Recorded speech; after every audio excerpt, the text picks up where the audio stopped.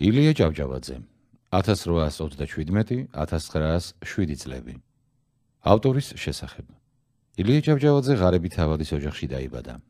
დაწყებითი განათლება ჯერ შინ, შემდეგ კი სოფლის მთავარ დიაკვანთან მიიღო. მალე დედა გარდაიცვალა და მისი მოვლა პატრონობა ქვრივმა და უშვილო მამიდამ იჭვრთა. ილია სწავლობდა თბილისის კერძო პანსიონში. სიღარიბისა და ავადმყოფობის გამო მას უატესტატოდ და უდიპლომოდ დაუმთავრებია თბილისის გიმნაზია და პეტერბურგის უნივერსიტეტის იურიდიული ფაკულტეტი. სტუდენტობიდანვე კითხულობდა ძველ ქართულ, რუსულ და ევროპულ ლიტერატურას, თარგმნიდა პუშკინს, ლერმონტოვს, პოლონსკის. მალე ილია ქართველ სტუდენტთა სულიერ წინამძღოლად იქცა და ქართული სათვისტომოდ ჩამოაყალიბა თავისი ბიბლიოთეკით, სალაროთი, ამხანაგური სასამართლოთი. როგორ შევეყრები მე ჩემს ქვეყანას და როგორ შემეყრება იგი მე? რას ვეტყვი მე ჩემს ქვეყანას ახალს და რას მეტყვის იგი მე? ამ კითხვათა პასუხები აღელვებდა პეტერბურგიდან საქართველოში მომავალ ილიას. მგზავრის წერილებში დასმული კითხვებისთვის პასუხის მოძიებას არამხოლოდ მისი, ჩვენი სიცოცხლეც კი არ იყო. თბილისში ჩამოსულ ილიას თავისი კრიტიკული წერილის საპასუხოდ ჟურნალ ცისკარში გამოქვეყნებული ტექსტების სერია დახვდა. წერილში ორიოდე სიტყვა თავად რევას შალვაზე ერისთავის კაზლოვიდან შეშლილის თარგმანზე და გამოთქმული იყო ზოგადი მოსაზრებები ლიტერატურაზე. დაგმობილი იყო უნიჭო რუსი მწერლის, ასევე უნიჭოდ შესრულებული ქართული თარგმანი. ძველებმა ახალი ენერგიის ამოხეთქვა ნამდვილ ვულკანად მონათლეს, რომელიც წალეკვით ემუქრებოდა მათთვის აგრერიგად საყვარელ ბერწ იდილიას. გაჩაღდა ლიტერატურული ორთაბრძოლა, დაიწერა უამრავი პასკვილი, დაინთხა გესლი და სიძულვილი. ბოლო არ უშენდა ერთმანეთის შეურაცხმყოფელ რეპლიკებს. ილია წერდა და წერდა პასუხებს. ასე მკვიდრდებოდა პუბლიცისტიკისა და კრიტიკის დარგები ქართულ ლიტერატურაში. ილიას საკუთარი რუპორი თავისი საგამომცემლო ორგანოს ჭირდებოდა. ამად იქცა საქართველოს მოამბე, რომელიც მხოლოდ 1 წლის განმავლობაში გამოდიოდა. 1864 წლის გაზაფხულზე ხელისუფლებამ ილიას საგანგებო მინდობილობათა მოხელედ ქუთაის გააგზავნა.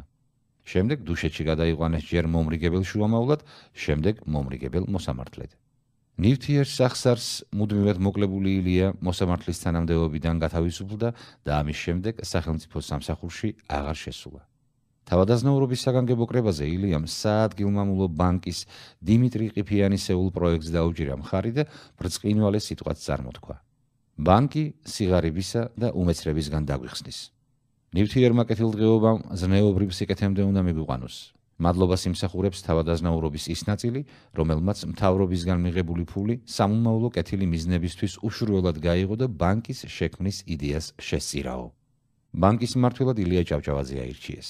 ეს ერთადერთი ბანკი იყო მთელს რუსეთში, რომელშიც კერძო ინტერესი უარყოფილი იყო და ფული მხოლოდ საზოგადო სიკეთისა და საჭიროებისათვის იხარჯებოდა. მალე ილიას კვლავ საგამომცემლო საქმისკენ გაუწია გულმა და გაზეთი ივერია გამოსცა, რომელშიც სათანამშრომლოდ მოუწოდა ყველას, ვისაც კი კალამი უჭრიდა და ჭკუა მოეკითხებოდა.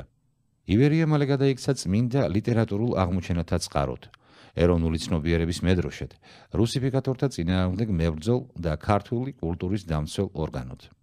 ილიას მიერ დაარსებული ქართველთა შორის წერა-კითხვის გამავრცელებელი საზოგადოების მიზანი სკოლებში მშობლიურ ენაზე სწავლების დამკვიდრება გახლდათ. შეგროვდა ქართული ტექსტები, ეძებდნენ და ყიდულობდნენ ძვირფას ხელნაწერებსა და დოკუმენტებს, აფუძნებდნენ სამკითხველოებს, ნოტებზე გადაჰქონდათ ქართული სიმღერები. ქართული ცნობიერების გაღვიძებისა და დამკვიდრების კიდევ ერთ ასპარეზად ილიას თეატრი მიაჩნდა და მასაც ჩაუყარა საფუძველი. ივერიაში იბეჭდებოდა საერთაშორისო ურთიერთობათა, ეკონომიკის, პედაგოგიკის, ქართული პროფესიული მუსიკის საკითხებზე. საჭირო იყო უცხოელთა გამოცდილების გაზიარება და სახელმწიფოებრივი ცხოვრების ყველა ნიშნის წარმოჩენა და წახალისება. ილია რუსეთის სახელმწიფო საბჭოს წევრად აირჩიეს, სადაც იბრძოდა სიკვდილით დასჯის გაუქმებისთვის. ვრცელი სიასკი შეუდგენია, სად, რომელ დაწესებულებაში რა საბუთები მოიძებნებოდა, რომლებითაც გაამყარებდა არგუმენტებს საქართველოს ავტონომიის, საქართველოს ეკლესიის ავტოკეფალიის აღდგენის, აგრარულ საკითხებზე გამოსვლისას. ილიას პარტიის დაარსებაც უსწია. ჯერ ეროვნულ-დემოკრატიული, შემდეგ კი კონსტიტუციურ-დემოკრატიული პარტიის სახელით რომ ფუნქციონირებდა მცირე ხანს, მაგრამ ილიას მასშტაბებთან ვიწრო პარტიული ინტერესები რას მოვიდოდა. სამაგიეროდ თვითონ პარტიელებმა, სოციალ-დემოკრატებმა კარგად გამოიყენეს ჩაგრული გლეხობა, დათესეს შუღლი და 1907 წელს წიწამურთან საგურამოსკენ მიმავალ გზაზე ილია მოკლეს. მკვლელები სხვადასხვა დროს დასაჯეს.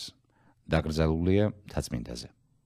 პოლიტიკური პარტიები და სახელმწიფო მამები ხშირად საგანგებოდ იგონებენ ხოლმე ქარიზმატულ პერსონაჟს, საგანგებოდ უდაფნავენ შუბლს, საგანგებოდ ადიდებენ მის გაუგონარ ღვაწლსა და ავტორიტეტს, რათა იდეოლოგიური გავლენა მოიპოვონ მასებში.